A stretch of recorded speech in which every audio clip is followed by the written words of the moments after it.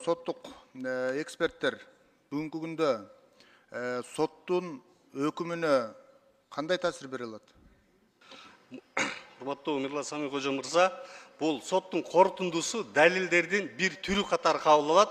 Ага укуктуу баа берүү жана жыйынтыктоочу чечимди сот, тергөөчү же прокурор гана кабыл алат. Сот адилеттүүлүгүн жүзөгө ашыруу деп атап кетпедиңизби? Бул негизги сөз да, бул чоң сөз. Бүгүнкү күндө ошол сотторубуздун айлык маяналары көтөрүлсүн, сот көз карандысыз болсун. Сот деген чындап айтканда Кудайдан кийин эле сот болуш керек. Негизи туурабы?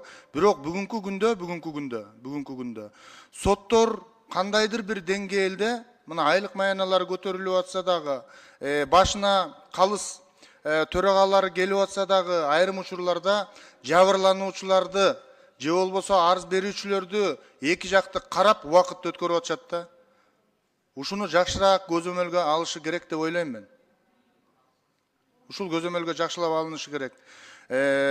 Канчалаган адамдардын мына соттун чечимин күтүп отургандар тагдырлар талкаланып кетип атат. Тагдырлар күтүп атышат.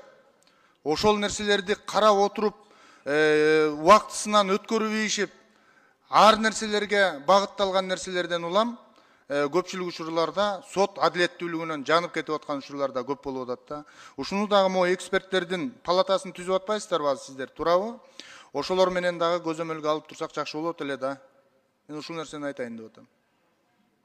Туура макул эске алабыз, бирок соттук эксперттер жөнүндө бул мыйзам. Түшүнүп атам, соттук эксперттер жөнүндө. Бирок мен ушул соттук эксперттерди айтып аткан мезгилде деп атам да, кулак кагыш жалпы сотторго айтыла турчу иш болуп атат да. Мен могул эксперттердин палатасы түзүлүп калса бул жакшы болот деп ойлойм мен. Рахмат. Мыйзамды колдойбуз.